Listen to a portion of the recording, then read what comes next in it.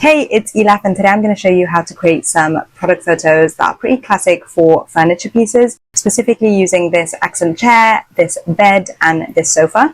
And I'll show you how to create a full product listing without having to shoot and staging rooms and editing and all of that stuff. You could do it in a few minutes with a few clicks of a button and some prompts. We've made a lot of really big updates to the platform based on your feedback. You can store your products better, you can filter through your products, you can filter through your images, you can create collections so that you can manage your assets in different ways. You can also download multiple photos at once, create multiple photos at once. There's a couple different models that you can play around with. And generally, we've made it much easier for you to flick through the things that you've done in the past and filter through things like your prompt history and searching through your prompt history so you can maintain that as well. In this video, I'm going to give you a couple walkthroughs of actually how to create the assets so you can have an idea of how to play around with it yourself. If you have any questions, let me know. And for now, I'm going to share my screen and jump straight into it. I'm going to show you how I created these photos from one input image.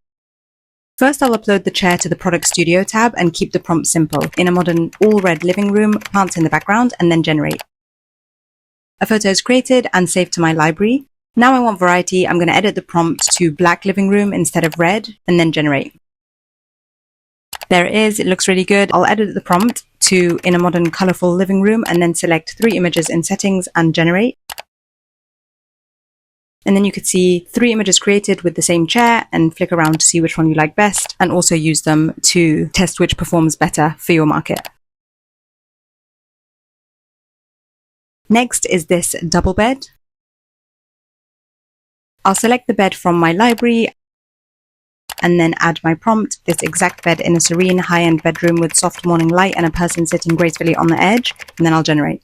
Adding a person gives the room some more scale and makes it feel lived in. There we go. Now, rather than rolling the dice on a new scene, I'll switch to edit a photo and type, keep the bed the exact same, change the colors and tones of the room to give different variations, and I'll select to generate 2 images, which is perfect for A/B testing, or just different tones for variety. There it is. It looks really good. Now I'm going to select one of these images and slightly edit it so it's at a different angle. So my prompt is keep everything the same, change the angle of the shot so that we can see the side of the bed and the window in the background, and then generate.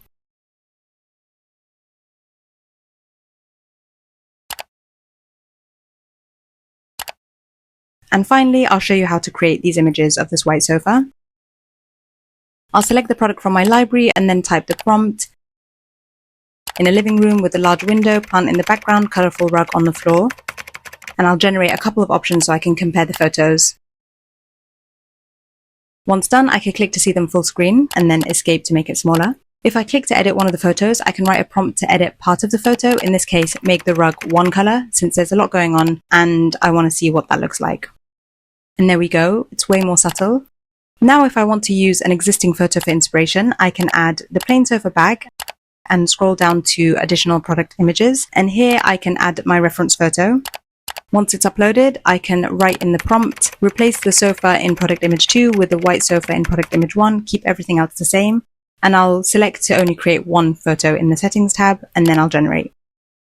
And there it is, the same sofa styled in a completely different home. So that's the tutorial. I hope it helped you get an idea of how to use Caspa for furniture items. If you have any specific questions, let me know. And until next time, I'll see you soon.